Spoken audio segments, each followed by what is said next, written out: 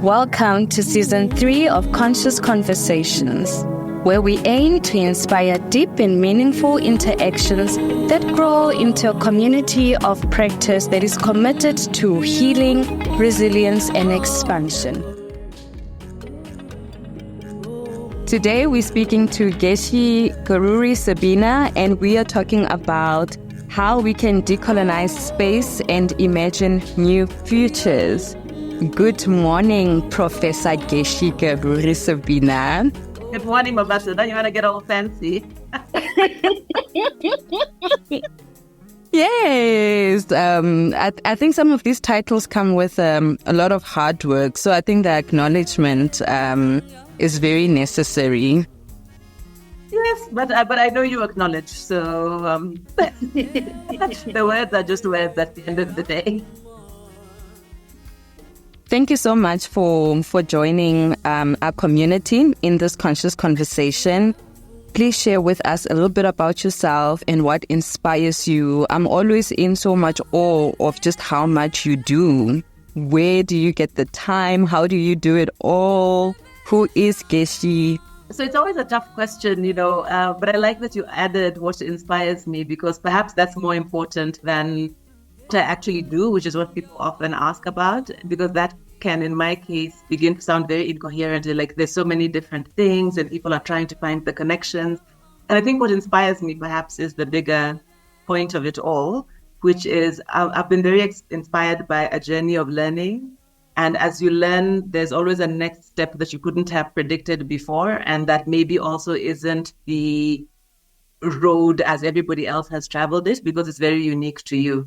So I think throughout my life, it's been like that. I didn't know what I wanted to study when I went into undergraduate.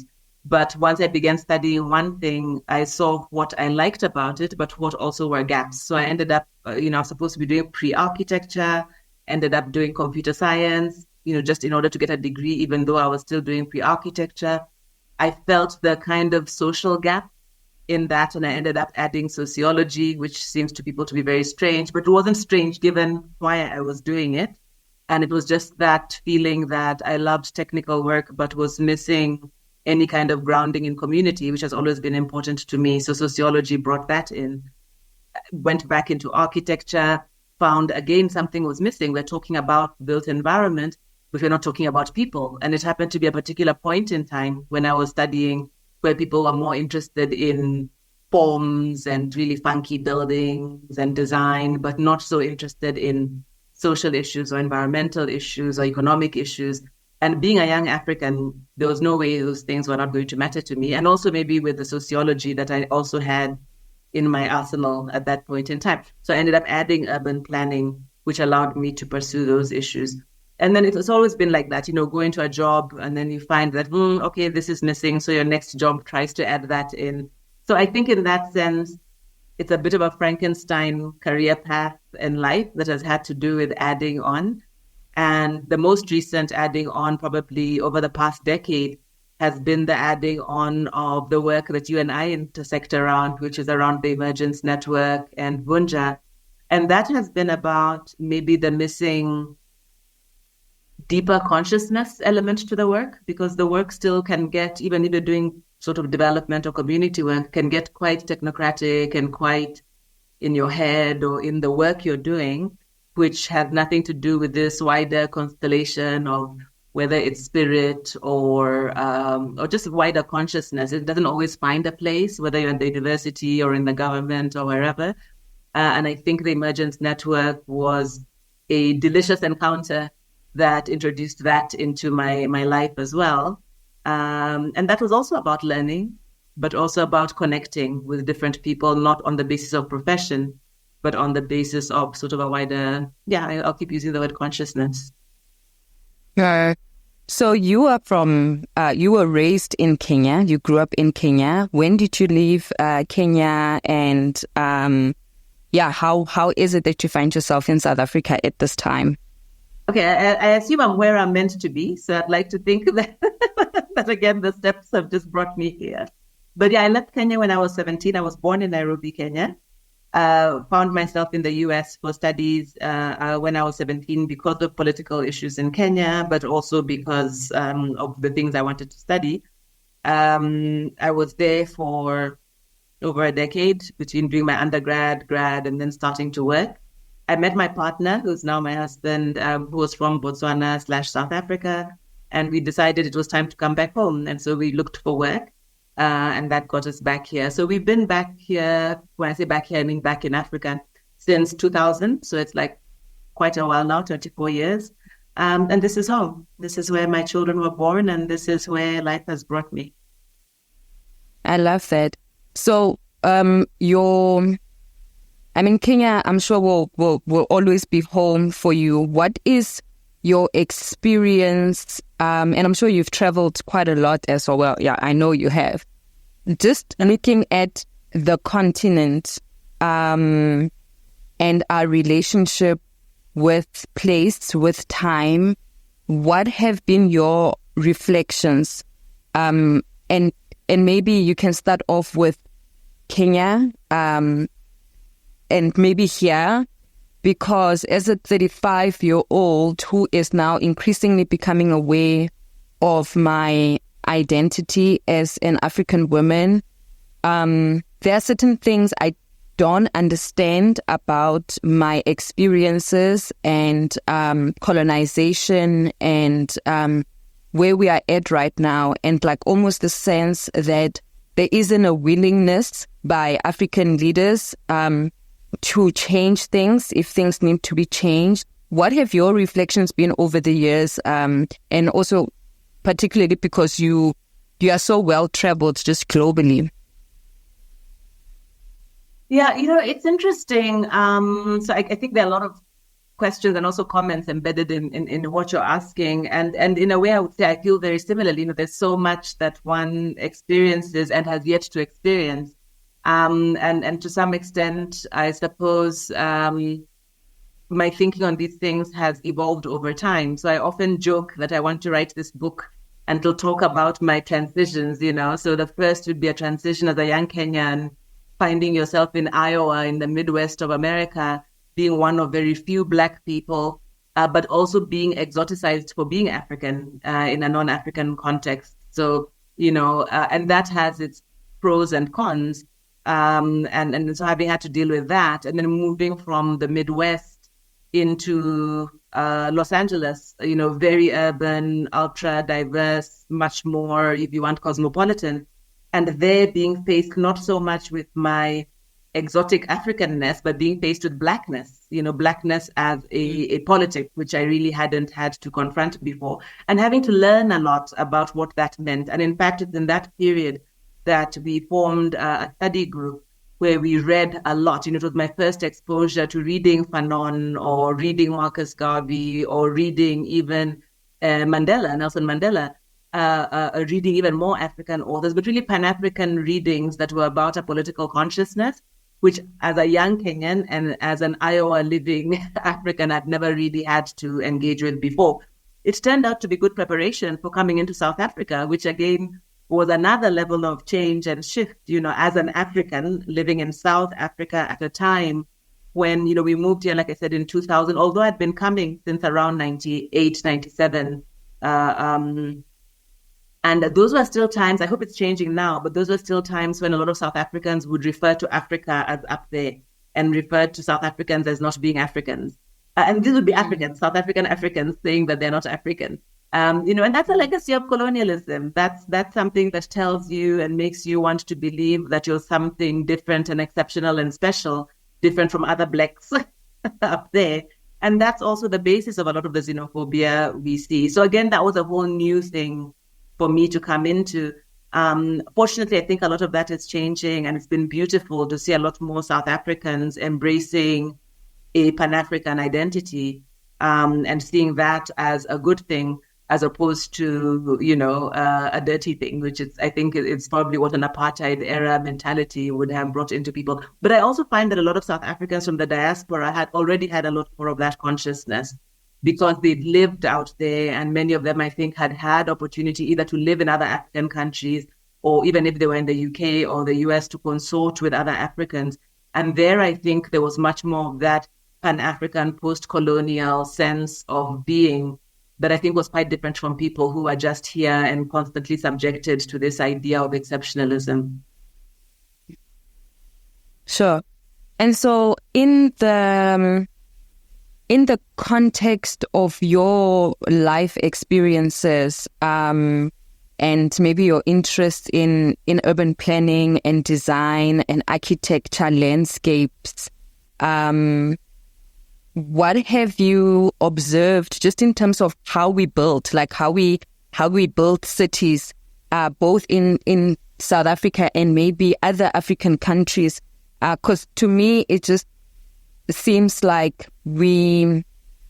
our buildings are like what I see on my TV screen, sort of like emulating, American sort of like landscapes and city centers and so on. What has your observation been?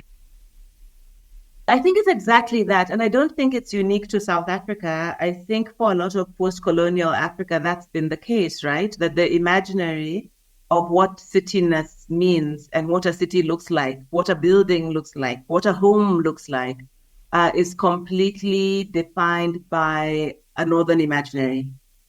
And so we continue. And when I say we, I mean both us as the consumers of those things, but also as the producers. So as planners, as architects, what we think is good architecture, and what we're trained, by the way, in our own institutions is still off of that lexicon, off of that rule book as to what these things mean. And it's something I've tried to act and speak about, and more recently, obviously, using the decolonial language, mostly around decolonizing imagination. And I think if we can't decolonize that imaginary, and Tiresh Govender and I have done a bit of work on this, if we can't decolonize that imaginary, which is embedded in representations of cities. So every painting or every picture you've ever seen of a city looks like that. So how could you imagine otherwise? Every building, as you said, if you look at the TV, if you look at the magazines, if you pick up even an architectural magazines, they're all of that sort. So who would you be as Mabato or as Geshi in Kenya to say that we could have something that looks different? We don't even have the visual language to imagine anything different. So we've really been trying to push for that, including among practitioners, to say that if as architects or if as urban designers, if as urban planners, we're the people who hold the tools that enable us and give us the power over representation, where do we then find the space to represent and to pursue things that are different? And that might include working with our other creatives in order to even have those imaginaries. So it's not only the architect has to imagine it, but we've got a range of other creatives and intellectuals from whom those imaginaries could come. But then also in terms of our history, obviously our Indigenous knowledges give us other visual languages that we could draw upon. But not only that, it's also who we are looking forward. So I've always said that, look, we're not saying let's go from brick and mortar in a box to round mud hut. Those are not the only two options. We can evolve and create. And we see our artists doing that, right? Creating all sorts of things that can be never seen before, that can be beautiful, but that can come out of us as Africans who have the capacity to imagine something different. Clearly, the way our cities have been developing, where essentially you have the northern-looking city and then the slums, those can't be the options that we have. There's a lot more we have to accommodate. So in that context, what does decolonization mean and what does it look like? Decolonization of space and land? So I spend a lot of time talking about that. And most recently, the framework I've been using is what I call the 3 I's. And I wasn't trying to be cute. It was actually me trying to make sense of, what do I think are the changes we could talk about? And so the 3 I's I talk about are, how do we decolonize imagination, first of all? And that has to do with being able, like I've just talked about, to think different things.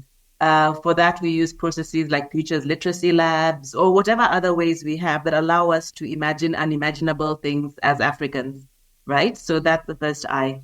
The second I has to do with what I call inclusion, but I also try to argue that inclusion has been captured, the idea of inclusion. it's been captured into a language that makes it look like it's about us being included at the table. But the table is the same table. What they're doing around the table is the same old stuff. It's like you just want to be invited to the party, right? And I'm like, that's not the inclusion I'm talking about. I don't want to be included in the party. I think some people do, and they should argue for that. What I want is I want to be included in the sense of being able to make different decisions. And therefore, at the time when we are deciding, let's design a city, it's not about including me in your process. It's about including me in those decisions that we're making, which might include dismantling the table, you know? So I think there's something much more fundamental in what we call then the inclusive city, which is not that appropriated idea of how you just add me to whatever you're doing anyway. So I've often said, for example, that if we're just going to create the same city and then we have an inclusionary housing policy, or we add your mural there so that we add some of your pictures on the wall, that's not dismantling anything. So decolonizing would mean much more fundamental and genuine inclusion, which is empowered, including empowered to do things very different from what the person inviting you might have expected, right? So you're not a guest. You're not being included as a guest. And the third I has to do with institutions. And there, what I try to say is that I don't think that just by imagining different things and being included, that we necessarily still have the power to change things. And the reason is that the rule book is set, right? And that rule book already serves certain, then you perpetually become, maybe rudely say, like an NGO that's like fighting with the system, but you're constantly fighting against the system. So how do you change the system? How do you change the system? Yeah. That's an institutional question that we have to confront. Otherwise, we are perpetually trying to fight from below. So we have to change the way things work. Those logics are very hard to change because they often, this is where words like power, they serve certain power interests, they serve certain capital interests, they serve certain racial interests. I mean, those are very big things to come up against. But at some stage, for those of us who have the access, we have to do that work as well. So you've said so much that is so important, especially around this word inclusion that has been there and used and overused for, I think, more than a decade now. But I think we have failed to question what is it that we are asking to be included in when the lives of ordinary people are not changing. In fact, they're becoming worse by the day, and in my own reflections, in my personal politics, I tend to wonder what it is that the struggle in South Africa and in other places in the world of Black people, what has it been about? Because it seems from where I'm sitting that we have literally just fought to be included in white spaces and to not really have our own identity and not have our own spaces that could be how we imagine them, and how we want them to be. So I'm also, this whole inclusion thing, I feel like people are not thinking critically about it. People are not applying themselves because our circumstances, particularly as Black people, are not changing. They're becoming worse. And yet there are so many companies who can say this is our BEE score level. The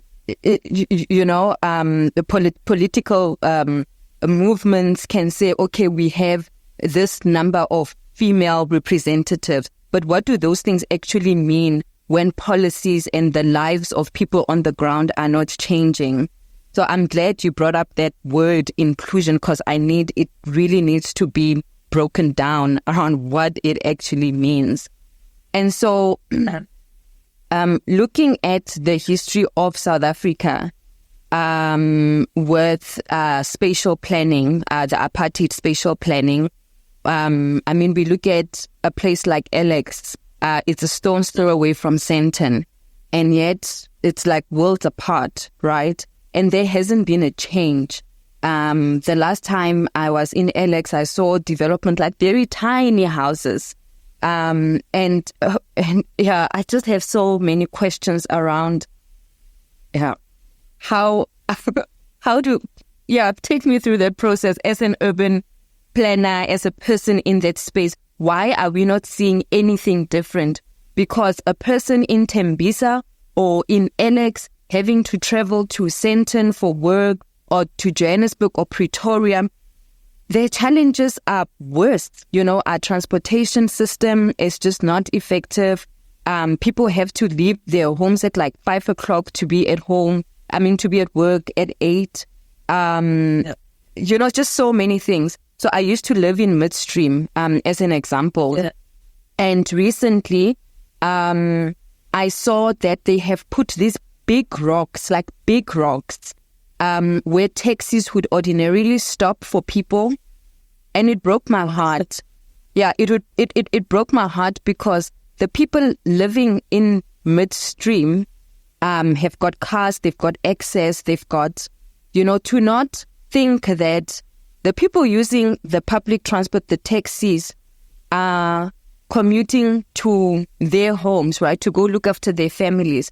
Now, instead of barricading the road and making it difficult for a taxi to stop close to the estate, I don't understand that thinking, to say, how about we perhaps get tuk-tuks, right, to transport the workers from where the taxi stops to the estate if we don't want the mess of taxi stopping anywhere. When we put rocks to barricade the road, are we not making it more difficult for the domestic workers, for the gardeners, for the people who are there to support these elite people in their estates? So it's just also the thinking of how we are inclusive again, this they and them, and this classism. Just your reflections around spatial planning and where we are at today. Yeah. But I think exactly what you're describing, Mabato, is exactly perhaps it's a fantastic illustration of exactly what the problem is. So in Midstream, who's living there, right? So when you talk about this elite, you could break it down and then you'll see it's middle to upper class Black people, so new money, as we're called. And then obviously white people as well.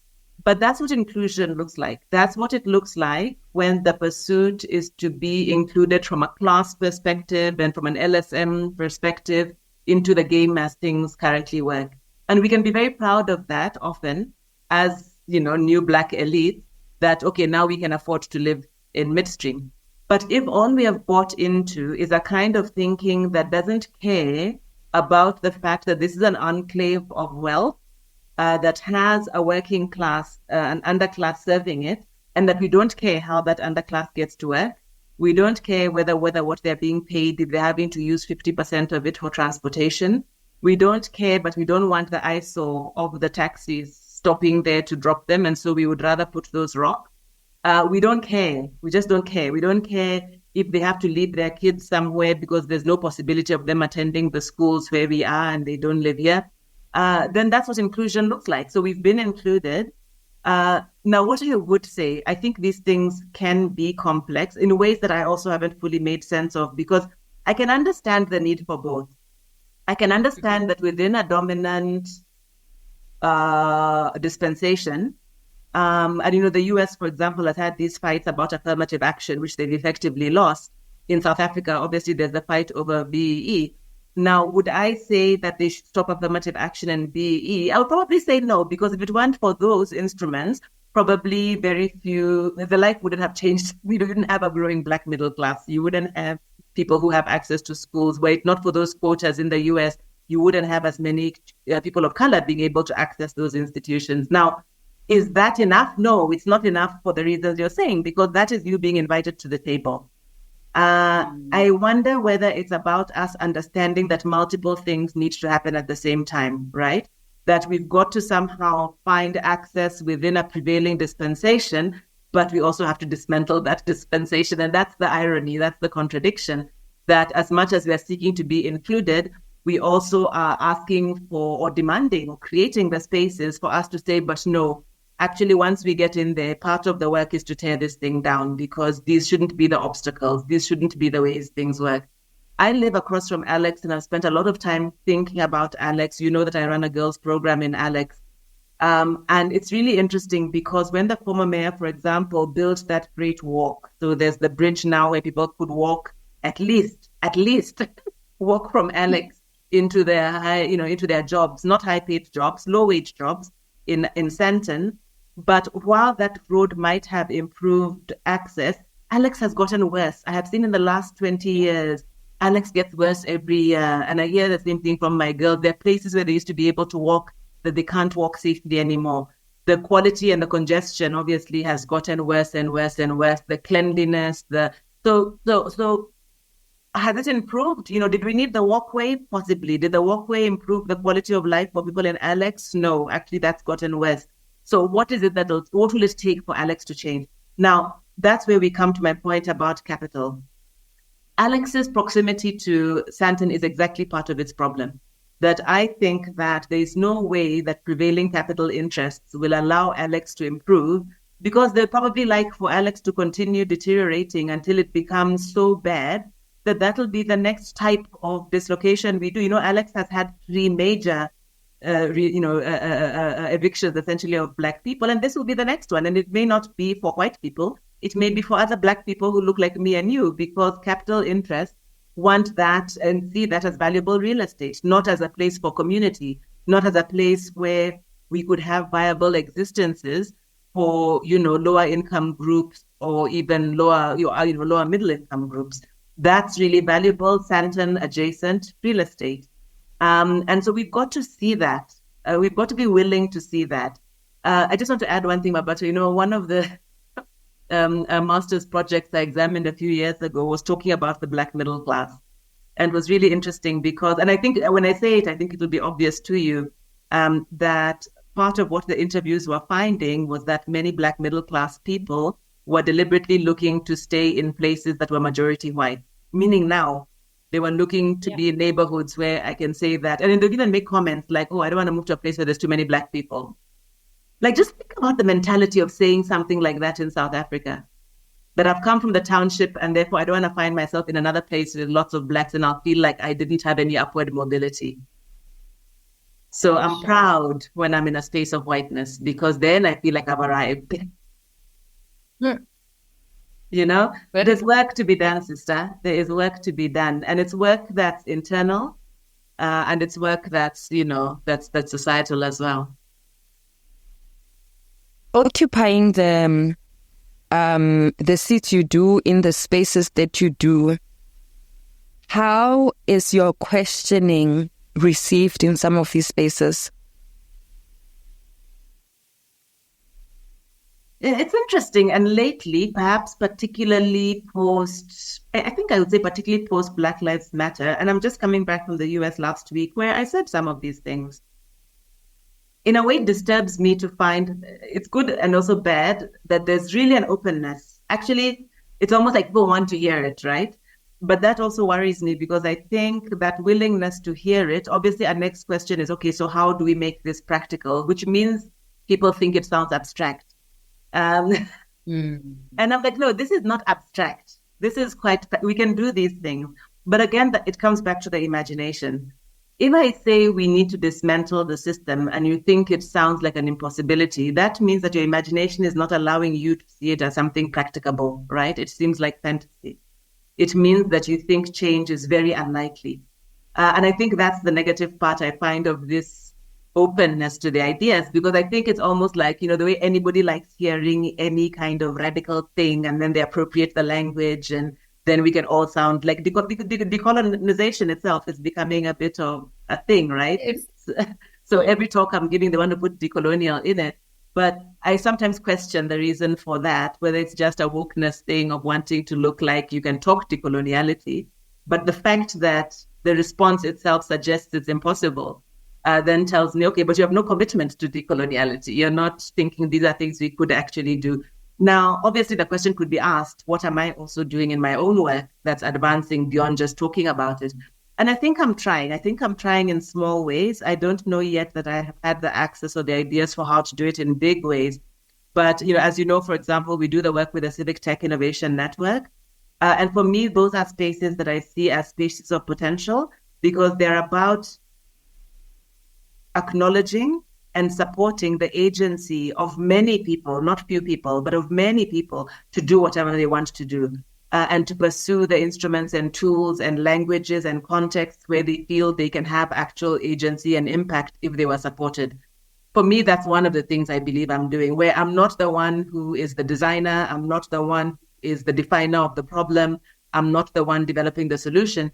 But it's saying that if you believe, and that's the inclusion that I mean, if you believe that, these things will have to be done in many places by many people, then support that. And I'm trying to do that.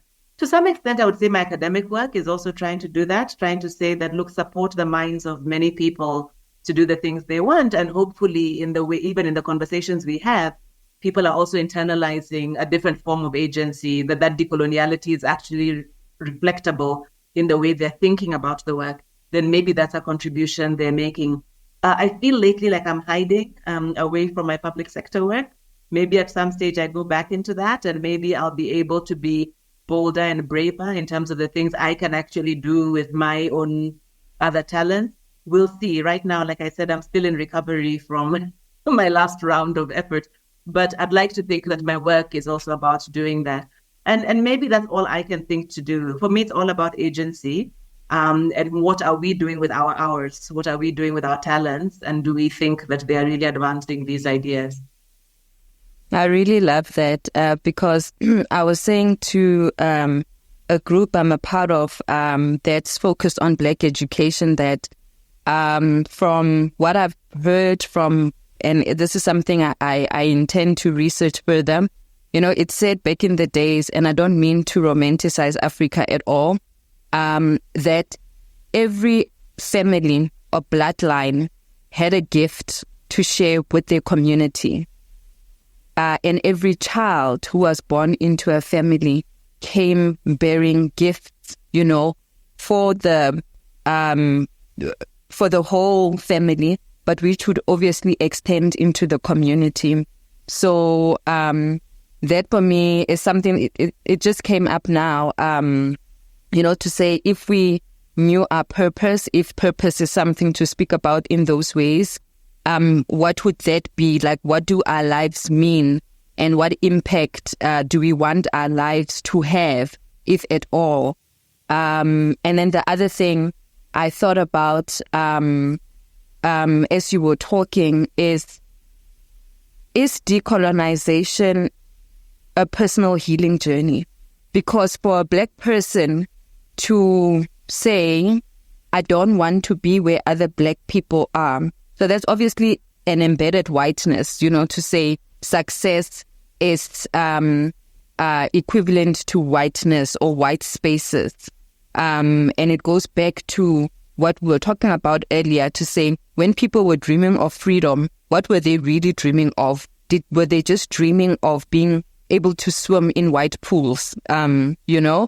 So for me, it just feels like decolonization requires personal healing, like a journey into the self to figure out who you are outside of the conditioning that we obviously now know that we have been living with, and just wondering what your thoughts are around that, because for me, and you've known me for a couple of years now, my journey really and me coming to learn and unlearn and, decide who I want to be has been as a result of my healing.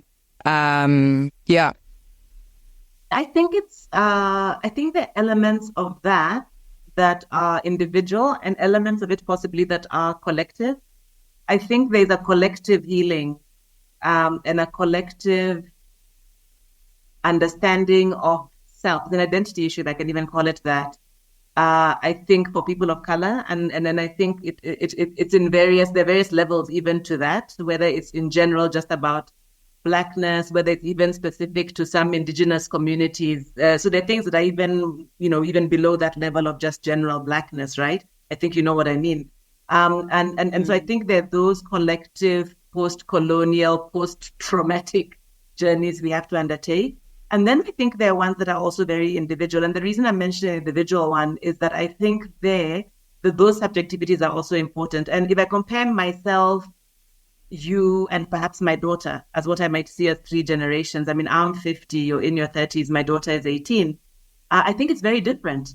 And it's not just different because of age, it's also different because of the context we find ourselves in. I mean, you've got kids as well. And I think when you look at those young people, I think their individual trauma, even though I'm sure they have it, is very different. I mean, so for my daughter, in fact, I was discussing this with somebody the other day where I was saying that, so he's an Afrofuturist who's a novelist. And I was saying how for my daughter, she doesn't like me insisting that she reads Black authors or listen to Black music or African music, but yet she does read the Black authors and she does listen to some African music. But I think for her, there's no cause to doing it. She'll do it because she likes it, or she'll do it because it's what's popular among them, but not because it's Black. Where for me, there's an element of it's because it's Black. I almost feel like part of my reassertion of self has to be saying that I deliberately make sure I do listen to African music. And if there's a Black author, I'm going to try and read them. Now, on the one hand, I think that's empowering for her, that that's not a burden she carries of having to buy Black because she thinks she's just going to buy whatever is good. And she thinks that's her freedom. Her freedom is to buy what she thinks is good quality and not just because it's Black. On the other hand, because we are still in my world to some extent, I wish she had a bit more of the political consciousness that we are still at a time where you're also not purposeful. That you can also ignore that there are these things happening. Of course, at their age, they're not thinking about that, right? Probably it's the same for your kids. And then also in terms of then that's the societal piece, but then also then in terms of the personal piece, I hope if we've done our jobs well, they've not been subjected perhaps to some of the kinds of trauma that we have, but they'll face their own, but it'll be different. And then they'll have to do their own work around what those issues were. Funnily enough, I just saw yesterday, somebody had posted on Instagram, you know, the way things pop up on your Insta that you didn't ask for. Yeah. So one that popped up was Michelle Obama talking about your kids have to face, what's the word she used? It wasn't trauma, but almost like troubles or problems or difficult situations at home before they face them out in the real world. What I found interesting was that acknowledgement that people face hardship. No matter how good parents we try to be, or there's going to be hardship, even if the hardship is just fighting with your parent, it's going to be there. And so her point was that she thinks that it's not a problem. She was like, we don't have to be friends with our kids. Actually, let's have those fights because it's good that they have that fight at home first before they have it out there at school or in the playground or wherever. And I think that acknowledgement that everybody faces their own kind of trauma for whatever reason means that there'll always be that individual journey. I mean, hopefully it'll be less for them about, real overt colonial gestures, which many of us have had to face. But there will be something. It'll show up in its own way. And hopefully, if it's while they're home, we'll be there to help them see how to navigate. But inevitably, there'll be that process of healing before they can really self-actualize and sort of know who they want to be and how they want to be. So I guess there'll always be that. I guess difficult for us, or at least for me anyway, as an African, is that is still so much within this dominant whiteness, and it's so obvious and it's so overt, and it's exhausting, quite frankly. It's exhausting. It is very exhausting because one experiences it not only in our social lives, but even in business. I mean, I share some of my experiences with you as an entrepreneur, as a small business owner, as a person really trying to earn a decent living and to build something for myself.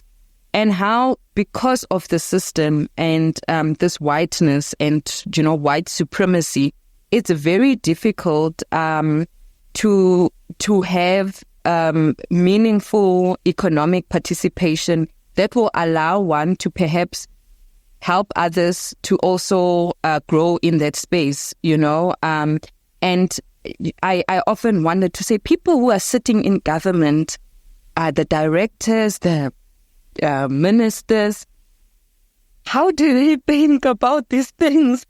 Because I don't see the policy changes, like at surface level, some of these things are there, but contract law around property rights and, and things like that still serve one person essentially, and that is the white person who owns the land where a particular shopping center is built, right? So what does then the law mean?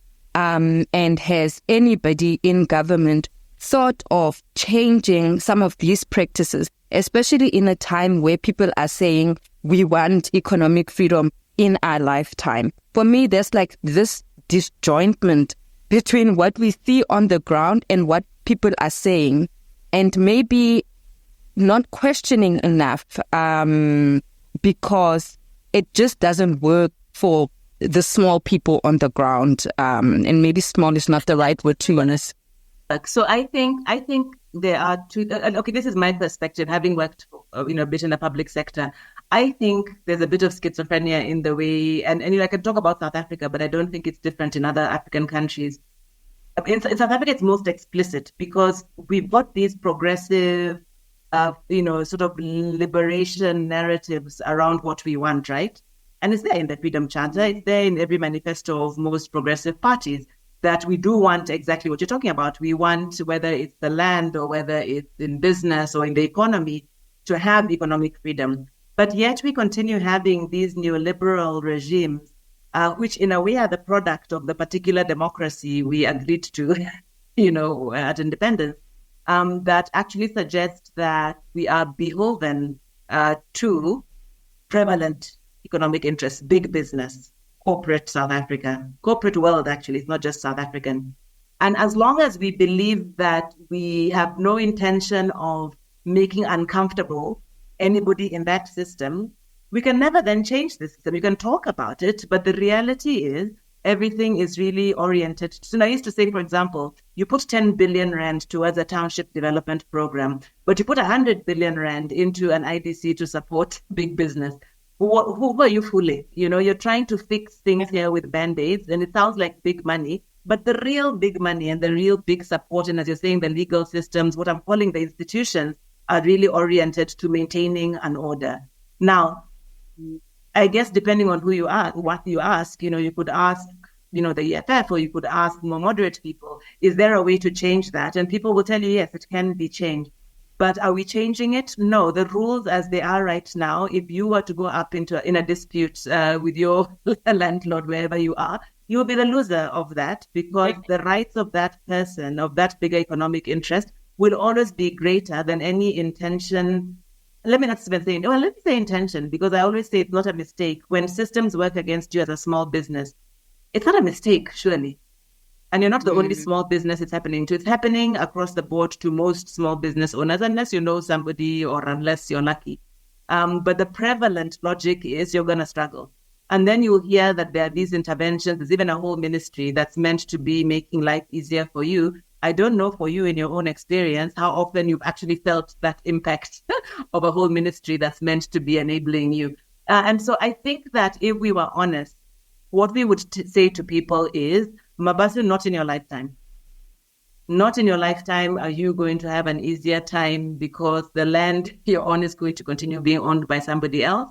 And there's nothing we've put in place that is going to explicitly address your situation. That should be the honest answer. And if we don't like that answer, then we have to be doing something that's unbundling or unraveling this system that continues to benefit only the big players. I think that, and I don't think I'm the only one who thinks that, there are much bolder interventions that could still be made around our economic picture that I don't think would destroy the country. It may slow some people's growth, it may reduce their shareholder value, but it could also create more sustainability in the sense of not having a country where everybody is so quick to burn everything, because it doesn't matter for them. The success of this country doesn't matter for them. If, when people say, but then everything could go to shit, well, the things are shit already. For so many people. So I don't know whether we are honest about what we put in place. And even when we are proud of ourselves that things are good, when we thought things were good, the fact that in that same period we became the most unequal country in the world, how good could things have been? How good could things have been? And who's responsible for that? Yeah, I was having a conversation with someone during the week, and they were saying, but these people are not in power. The ANC is not in power. it is white capital that has got the power of the country. And in my head, I'm like, but why don't they just be honest and say, guys, we are, and I don't want to say toothless, but we have no control. And I think instead of selling the nation these grand ideas, people should be honest to say, actually, we are not the decision makers when it's all said and done. Good luck with that. No politician is going to say that. But that would be the truth. Yeah. That would be the truth. But I also think that maybe there's a combination of, I think, deliberate deceit. I think there is some actual level at which for some people, maybe it is just delusional. I think there's some people who actually think that if we keep doing this thing, that things will come right. And I don't know where they get that idea from, because it has not come right yet. And there's no evidence that it will, But, there are a lot of people. So this is the decolonial piece. This is the decolonial piece when we are able to be honest about the fact that we are in a model that, in my view, has no chance of doing anything different from what it's been doing. And so the decolonial agenda, in my view, would be prepared to imagine something different. And I don't see enough of that. I mean, certainly in government, I think there's so much of what I see that's about maintaining status quo, that's about just putting the lights on and just carrying on the table as it is, that and we're trained to do that. Our education system trains us to do that. And when you go into the job, you get your bonus for doing that. So there's a lot that's institutionalized that is in place to sustain the inertia of the system. And there, I struggle to be optimistic about where change will come from. Which is why, when people ask me, especially when I travel internationally, but even here, what do you think of EFF? Don't you think they're just disruptive and all of that? And I say, I thank God for them. Honestly, I do. I thank God for them every day. Not because I necessarily agree with them, and not because it's not without its, its complications. But I think at some point you have to ask questions about what the hell is going on. And if we are not prepared to ask it, then you'll have the margins ask about it in much more violent ways. And I'm not for those violences and what they come up with, but I am for decolonizing. I am for saying that, guys, we have to imagine something different. We have to try different things. And, and I pray that as we go through the disruptions, they're going to, even with this next election and with different civic movements coming online, and they themselves will face their own conflicts and issues. But I think maybe all of those are waves, at least, of questioning the dominant systems, because I think those systems of whiteness are not just held by white people. I think we have governments that uphold systems of whiteness. And it goes back, for me at least, to the idea that people love being the only one in the room, the only Black person in a white board, the only one living in a particular because I don't know, maybe it gives people a sense of importance or exceptionalism that you spoke about earlier. But for me, it is scary because I'm not sure if you've seen what's happening in Haiti, where because there is so much hopelessness, people are deciding to do what they want to do. And I don't know how much foresight people in leadership positions have to see that this is what is brewing, that they and them, the middle class, upper class, it's just not working. And I don't think it is how people were meant to live. Like, what do our values mean for us? And maybe that this goes back into the work we do at 10 at Vunja. We Will Dance with Mountains, which was a beautiful experience for me about what community actually means and what we can imagine if we came together collectively. What other dreams can we dream? Amen. Exactly. And I think, and the permission even to do that, right? So one of the things when I was at Cities Network, we began working with built environment professionals. So these would be officials in the different metropolitan municipalities who were responsible for planning or for public transport or for, any of the built environment functions. And we began having a conversation with them. Initially, it was a technical conversation about what was getting in the way of them delivering an effective solution, infrastructure solution to their communities. But as we went into that work, what became clear is something maybe that should always have been clear, which is that, say, if I'm Geshi and I am, say, the transport planner, there will be Geshi, the transport planner who has been trained in transport planning and knows how the rules work. And then there'll be Geshi, who also has a mother and a grandmother and a brother and, and nieces and nephews who use that system. And I am aware that they use those taxis, and I know exactly why the taxis are stopping where they are stopping. And I have a concern about that. So on the weekend or in the holidays, that's my life.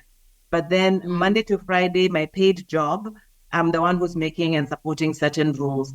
I could be the one who supported the project to put the stones, and I even did the contract and I made sure the stones were put where they're supposed to be. At the same time, I will be the one who is completely understanding how ridiculous this place doesn't work for my people, and now I have to actually even pay more black tax to help people figure out how they're now going to get around. And I'm very empathetic to that. But I don't see the connection between me putting the stones there because that's my job, and me realizing that we're making life very hard for our people. And somehow I can continue to function as this schizophrenic being who is supporting the problem while understanding the problem.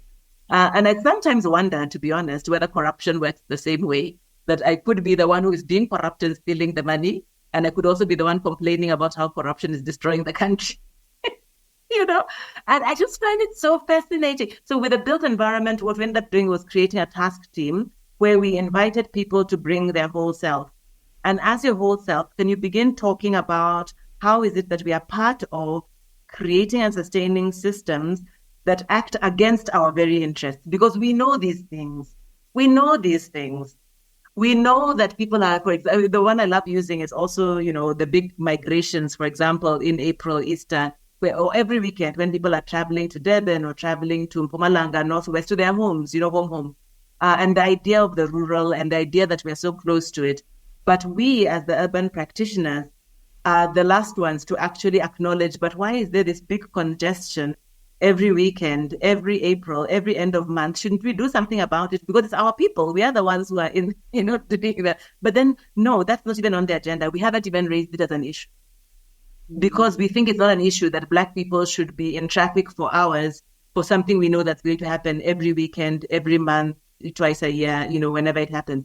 That's schizophrenia. That is us somehow being able to live as two different animals in two different worlds that happen to be in the same place. I mean, like we're in a metaverse here, our own little South African metaverse. And I think that invitation to be whole. You and I were talking the other day about the spirituality versus, can somebody be different people and feel that they're not this, even though you're kind of doing it on the weekend, even though you're kind of doing it sometimes. I mean, that's more of that, isn't it? So, in a way, I'm calling myself out as well about the way I think we struggle to be whole, and we struggle to contribute to world making, world building from that perspective of being whole. And I think as long as we continue that, we'll continue to develop countries and parts of the city and underclasses that we understand and we're critical of, but we're actually part of the problem. Speaking about rural areas, last year sometime, I became aware that some of these big institutions that have got these huge budgets for funding young people who are doing very well in their academic work could take a child and bring them to a school here in Johannesburg, or the top, schools. And these children tend to not cope, with the change. Being removed from there, and apparently there have been suicides, literally children killing themselves as a result of, I believe, this, because it's a very different world. You can be part of this school, very elite school, and you feel socially displaced, because the other children, their parents are dropping them off in whatever. Maybe they have this iPad, maybe they have that, just some of the things. I mean, I remember growing up as a young girl, the Edgars used to have this brand called Free to Be You denims. And I never had this Free to Be You denim, and it was a thing because all my friends had this denim, and I just, my mom couldn't afford to buy me this denim, but it was a thing for me at that time.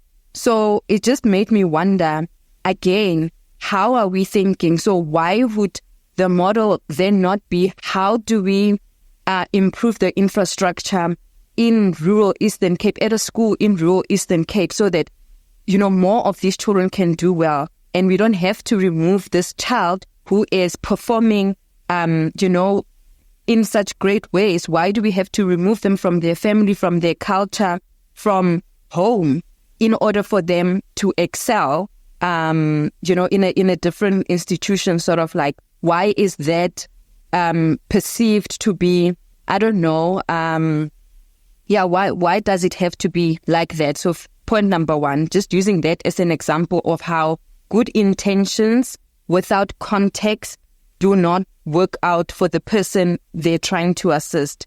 And then from a planning and development perspective, when one looks at rural areas and maybe the indigenous ways or practices of building, which were often very ecologically friendly, what are some of the ways in which planning and development are thought about in the context of rural areas? And just this school thing, how can we address things like that? And I think it would also speak to changing this idea that success can only be made in the city, causing this congestion and this thing of people having to travel to the homelands and so on. So I think the point about removing kids from context, so interestingly, among the girls who I work with in Alex, in our first cohort, which is now about 12, 13 years ago, there was a child then, she's now a woman, in fact, she's now a teacher, who had been removed from Alex in a program that I think still continues. It was created by Jewish people in Sandton, a group of them, and they would take top performing kids from Alex school, a handful of them, and they'd be taken to a school in a special school, if you want, for their last year or two to prepare them for matric. And they would then pass. They would do better than any of their cohorts who stayed in Alex. But that's because they were given special access, special treatment, special teaching, which just goes to show you that obviously the schools they're in are pretty weak. And what the program then was doing was similar to what you're describing, is taking people who appear to be high potential out of their context into a context that's then supported for them to succeed. And the idea is that you'll at least make sure they did better. Now, the obvious solution is rather to improve the school in Alex. I suspect for these Jewish women, and their work had begun actually since apartheid years. So in a way, it was quite sort of, in a way, their version of anti-apartheid work. Probably when they started, there was no option of them directly improving the schools in Alex. But I would argue even now, they have no access to directly improve the quality of schools in Alex, because these are public schools and it would have to go through the Department of Education, and that has its own complexities. While on the one hand, I would tend to agree with you that can be very disorienting. And even for her, the child who did it and went through it and survived it, I'm sure there are many hardships that have to do with that dislocation. But for sure, the life it afforded her thereafter is something, if she compares herself with her peers who had to stay, she's done a lot better than they had. I think of that first cohort, she was the only one who actually got into university, the one who had been pulled out. So many of the ones who stayed behind just didn't perform anywhere close to that. And the reason I'm giving that story is to say that I completely agree that that is sort of dealing with symptoms rather than dealing with cause. But unfortunately, thank God for those who've survived it, because they've done better, because we failed to some extent to improve the quality of the schools where these kids are coming from, be they township schools or be they rural schools. But to the broader question of, so that might be, like I said, one of these things of how do we do both? How do we support where we can support while actually addressing the structural issue? Now, when it comes to the issue of then how do we deal with rural development in general and not continuing to have these ideas that you can only do well if you move to the city. There's a lot of work to be done there. Part of what I've always tried to be, and it's a thread in the urban development thought, has been how do we see the rural and urban as a continuum? How do we ensure that there are gains and from a developmental perspective that are not just concentrated on the urban? Because when we say urban is important, it's because there are things we need to do, but we're not trying to say rural is unimportant. But also when we say urban and rural, to what extent do we continue to support and dichotomize these two, where in fact there's more of a continuum that ought to also give people a continuum of opportunities? Because we are never going to grow, for example, enough urban food to feed everybody. So food production is still going to have to go down that continuum into the peri-urban, into the rural. That's actually a livelihood that many people could pursue, but we've still not gotten, and I'm sure you know, as I know, several young people who are interested in food and agriculture, including my own daughter. But we have a prevalent logic that tells us that they don't want to do it. But maybe they don't want to do it the way it was being done 40 years ago. Maybe they want to do it, but do it in ways that make sense in the current space. And maybe that's another space where things are locked out because they are the purview of very big corporations who are the ones who are supported to do proper agriculture, while other people are just being given veggie gardens and being told to do, stuff that they, and maybe not supported as well as apartheid era farmers were supported. And I've heard some of those stories as well. So how do we create social systems, but also economic systems that acknowledge that continuum so that an African can decide where they want to live? Now, I am not one from preventing people from living in urban areas if they want to. After all, I do and you do, and those are choices we've made. If I wanted to live in a rural area, I would. I don't, and it's a choice I've made. I think everybody's entitled to that choice. I think what's difficult is where there is no rural living choice because it means poverty or it means a lack of access. So those are infrastructure things that I think we need to address, and we need to see how can we do them. I mean, I speak to a friend of mine here who's from Idutra in Eastern Cape, and she always talks about how horrified she is when she goes home to see how underdeveloped all of these years later it continues to be. Simple things like water infrastructure, you can go months without water.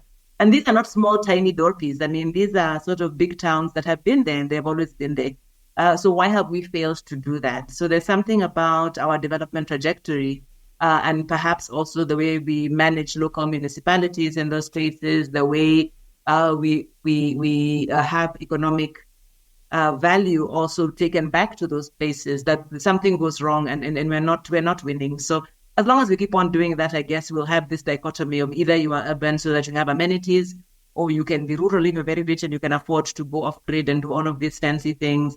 But otherwise, for a young person who has any aspirations, they will have to deal with the discomfort of finding themselves in spaces that are unfamiliar and hostile to them.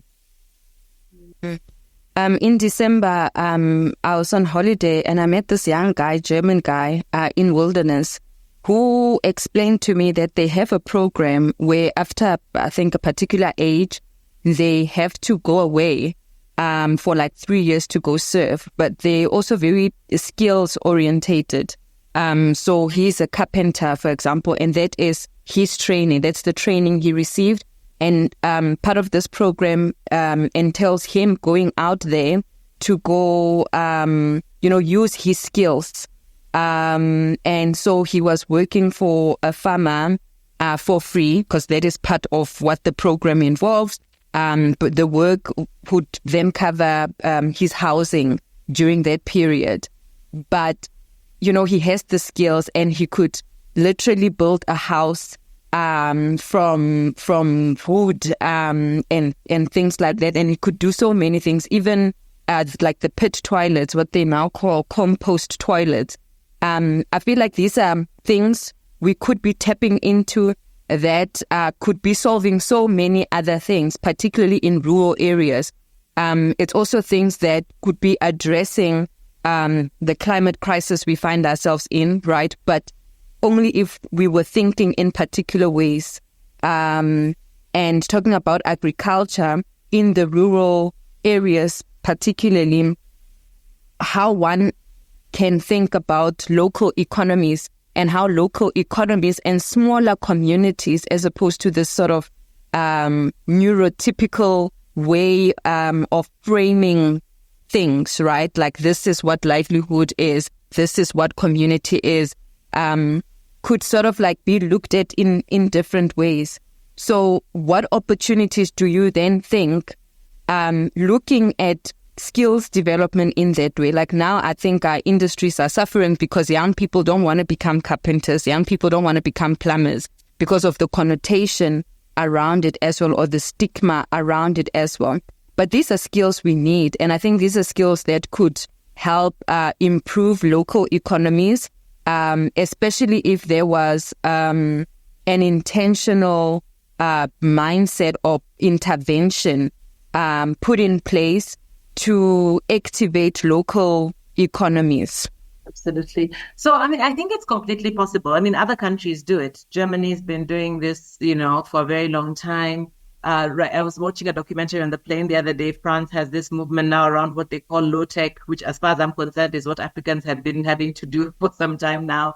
But what it is, I think, is if we look at South Africa, for example, and we look at our post-school education and training, system, first of all, you've got to ask the question across the pipeline, right? So when you look at what your post-secondary options are, for example, to study carpentry or masonry or farming, already start there with a problem, because you'll find the kind of mess a lot of our TVETs are in. It's not anything attractive to go into. You visit some of them, they only offer this, they don't offer that. One of my master's students just did a study to look at what, in terms of, say, the manufacturing sector, what they're preparing people for. You find places don't have the right equipment, they don't have the right industry relations, so it's not even encouraging to begin with that it'll be a good education for you, right? Or you find yourself at some of these campuses, which I visited, by the way, in the past, in terms of auditing them.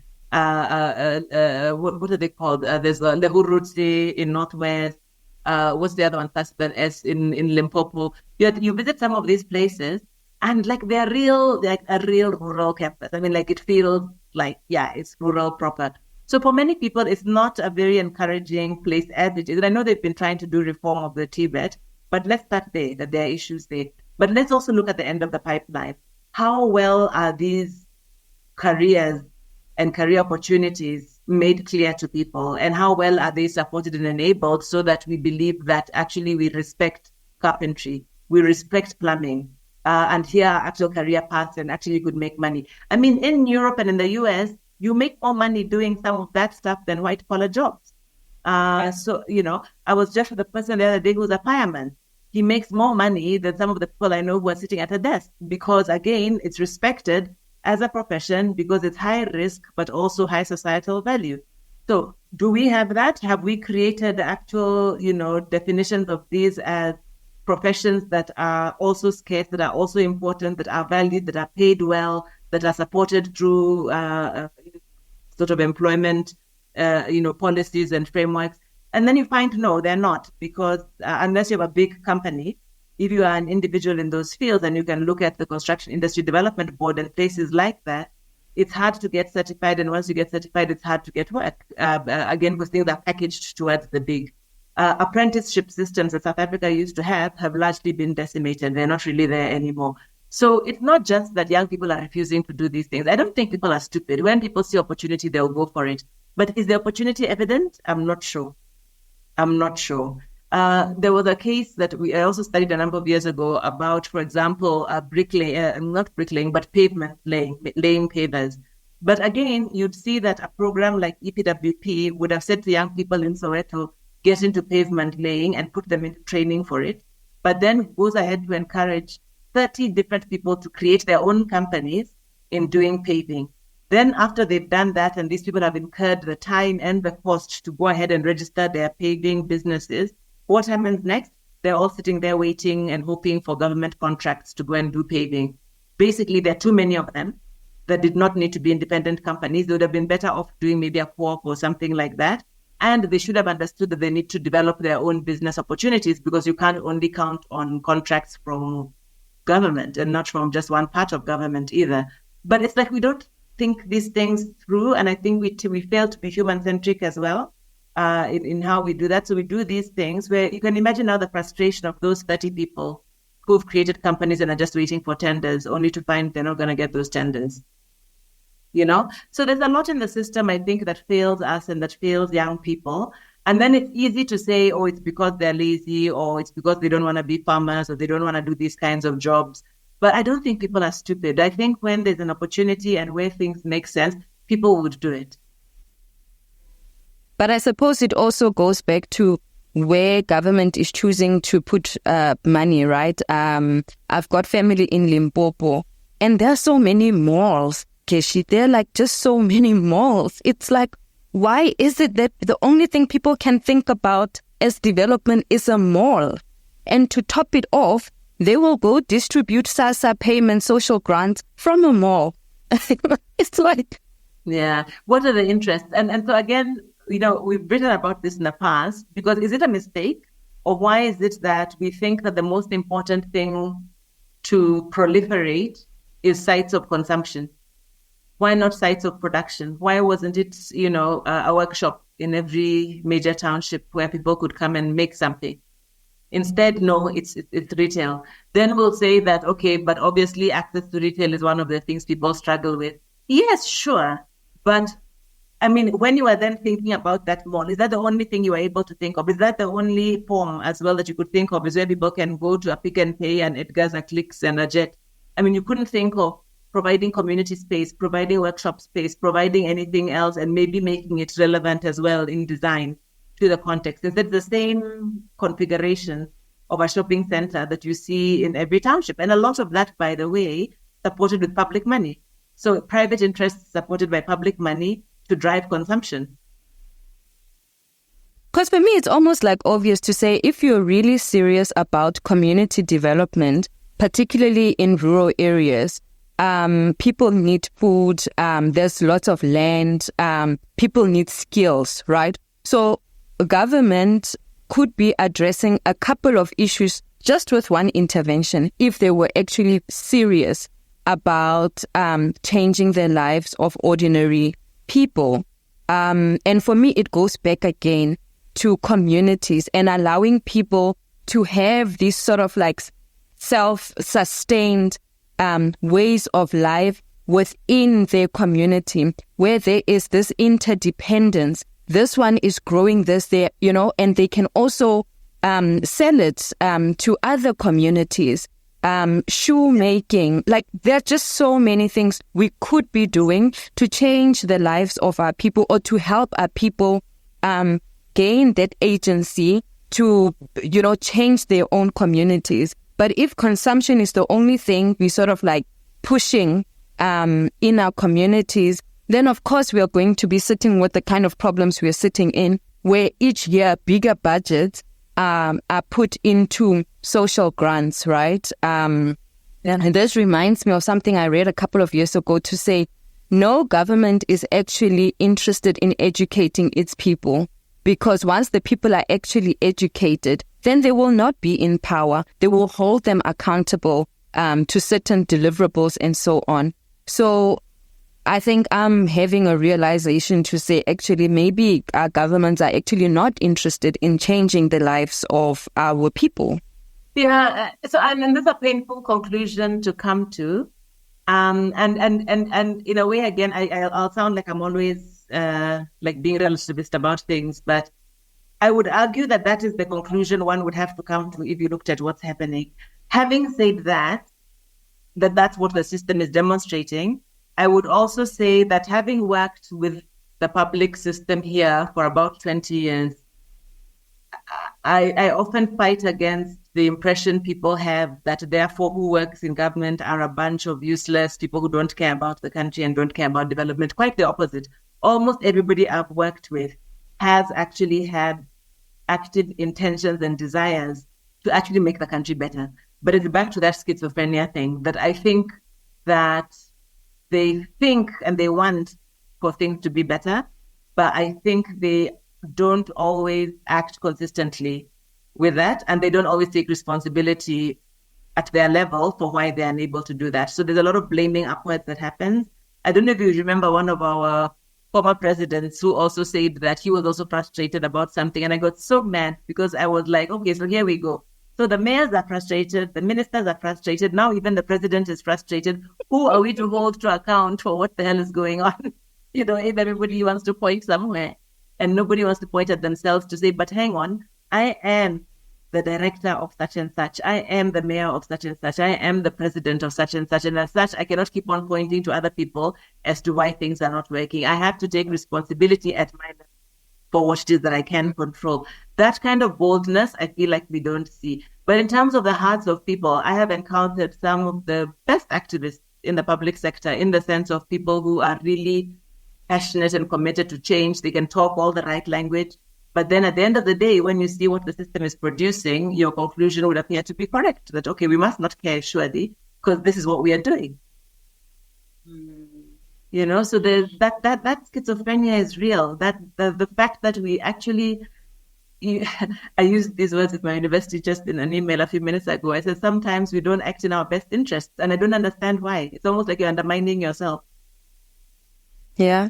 Yeah. But I think for me, it really just goes back to that sense of identity and that sense of self-worth that you can only really regain when you have honest conversation with yourself around what it is that you value, what is important to you and what you want your life to actually mean ultimately. And I think that is a personal journey, really. It's just unfortunate that it's people who have not had this inward reflection that get to be in some of these spaces that hold the potential to have a bigger contribution just in terms of changing the lives of people, in our communities. I wanted to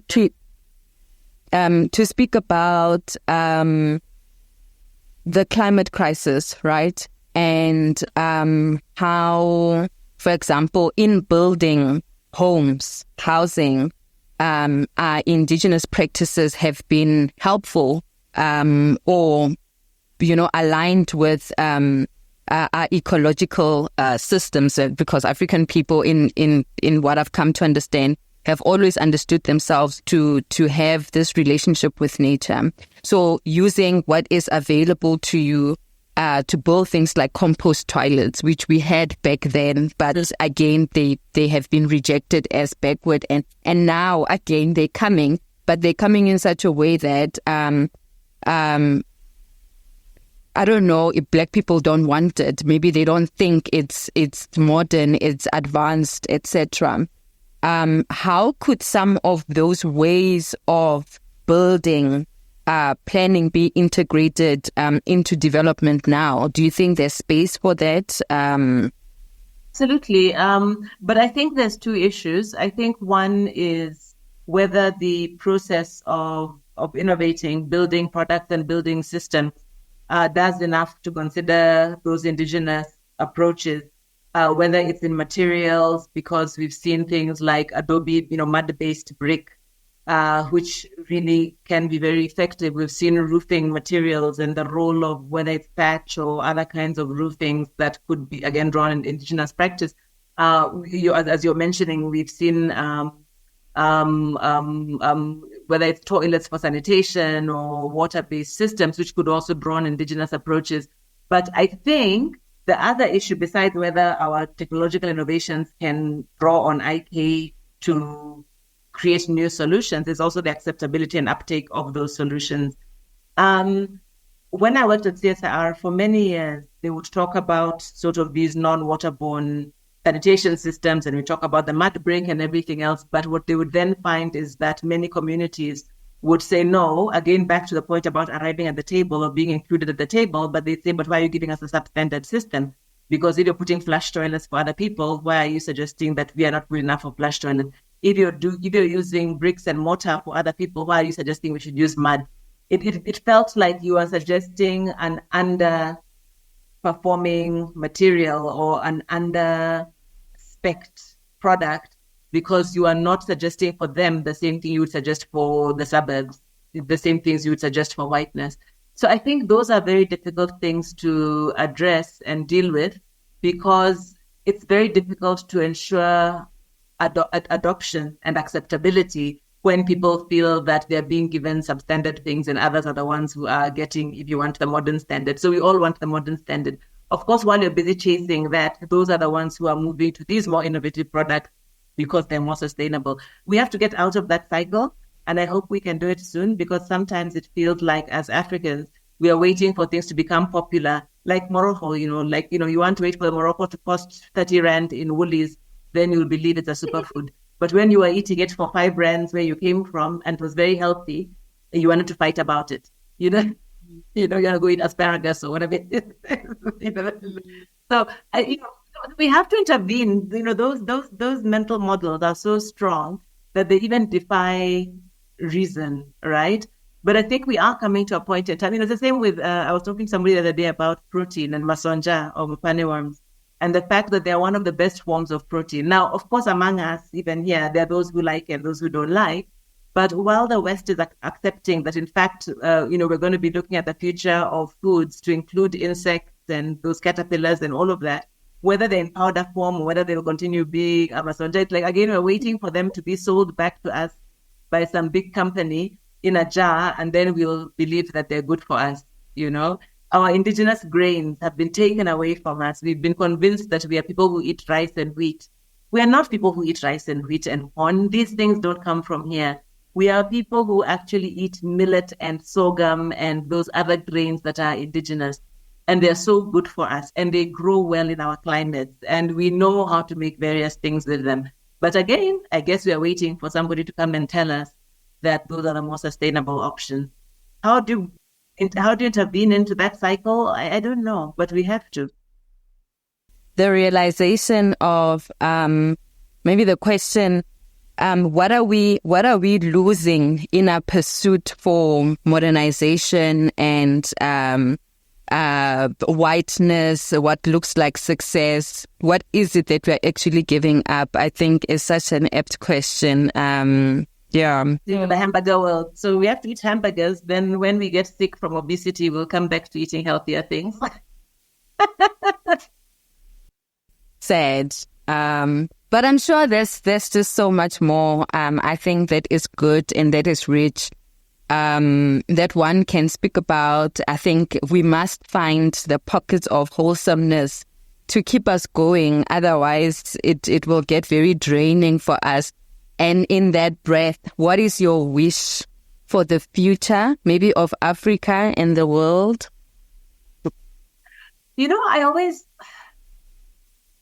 I'm not somebody who has let me say it like this.